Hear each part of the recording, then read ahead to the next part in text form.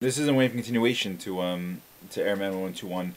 My own personal take, and this is something that I'll tell you how intellectually flawed it is, but it's just my feeling. And every Jew is unique and individual. We each have our own perspectives for a certain reason, and I think it's a mitzvah to advertise what you think, because if other people are thinking it, if it catches on, these are how movements are started in Judaism. In regards to who the Moshiach is, in my opinion, it's a man named and Moshiach. There's two categories. There's something as according to the Rambam, someone called Behezchas Mashiach, assumed Messiah, and Mashiach V'dai.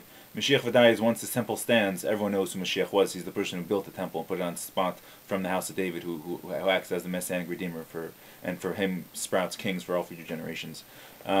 So I think someone who could be Behezchas Mashiach is a man named Noam Fetterman. I'll attach his wiki page, although it's a little slanted towards not making him look great. But I'll tell you why I think his father was David. The big problem with choosing anyone who's not a known sage at this point is lineage back to base David. I don't know his lineage. I don't know. There's one story with him and his brother Eli Fetterman, who was a security guard, who actually once stopped a terrorist attack in Israel back in May, I think 24th of 2002. He said there's a disagreement between him and his brother. They don't talk. According to this article, this was back many years ago. They haven't spoken in many years. According to that article, their mother is proud of them both, but it had to do with the death of their father, who was also a political figure in Israel. Noam became a very political figure in Israel. He's been arrested by the state of Israel, by the government of Israel, over 40 times in his life.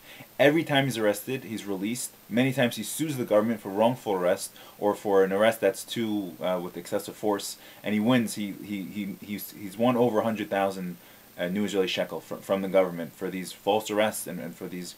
Most recently, they went into his house. This was a few weeks ago. They came in the middle of Motzei Shabbos in like 1:30 at night in like the most severe type of police, and they destroyed his entire house. They have like a name. It's called the Fetterman Farm now. It's in Hebron. It's disputed, but not according to Avram Avinu, who bought it clearly. But anyway, they dispute if he's allowed to live there. But they can't. Every time they try to ban him from living there, they can't. They're not successful in banning him. He's been accused on many plots, which they've never been able to count him on. One was about blowing up a school of Arabic girls' school or something like this, but he was never convicted.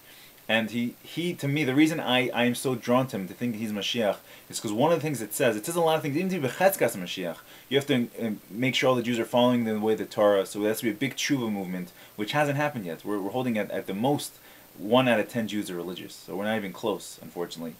And then and also you have to restore breaches in its practice. You have to be from yourself, of course, and you have to fight. It says we'll fight the wars of God. In my opinion, because of his struggle with the Israeli government, with the Jew-on-Jew struggle, which I've been looking through prophets trying to find where it shows that the Jews will be fighting the Jews. This is like, it's reminiscent of the Hanukkah story, where Jews against Jews, literally secular versus religious, are fighting out in the Holy Land to see what's going to be.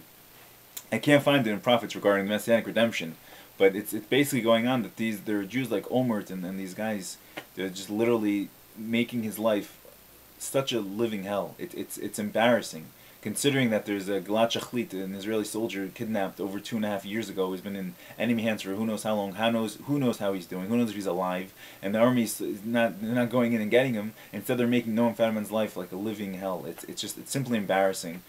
I'm actually writing a book on this. Writing a book isn't such a big deal. It's getting them published that I have trouble with. But it should be completed sometime before the end of Kislev, I hope. That was my goal, but we'll see. It's already the 13th. But that's my opinion. And the reason I share this with you is just to point out, just to touch more on this fact that Mashiach is just a man, a sainted man, a special man. Mashiach means anointed. Mashiach means he was anointed by God.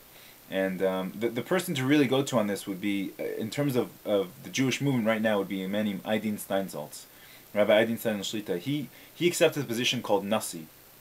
Nasi Adar, the leader of the generation, is what the previous Rebbe, what the Rebbe would call the previous Rebbe, the Nasi Adar. The Nasi, and they would say the Nasi is the Mashiach Shebadar, the anointed of the generation. And they made a Sanhedrin, a court of Jewish law in Israel. This was like in 2005. And all the rabbis in Israel, the big major rabbis, said, Rabbi Steinsaltz, you are clearly our Nasi, you're clearly a leader, will you accept the position? And in humility said, I'll accept the position until someone more qualified comes along. So he's the de facto leader of the generation. So he would be the one to know, he would be the one to consult who Mashiach is. And also there has to be a prophet in Israel. That's also part of when you establish the Sanhedrin, there's a Nasi, there's an of based Sanhedrin, and there's a Navi, and there's a Melech and Moshiach. These four people. So we're still putting the pieces together. But that's just I'm just throwing this out there so you can see my opinion is the living person, a flesh and blood man who's in the news quite often, and you can research him if you want. And if this opens up more questions or more comments, I welcome them. I really like your emails very much. They're very lucid, they're very clear, and they're very straight and to the point. Thank you so much, and may God bless you in all that you do.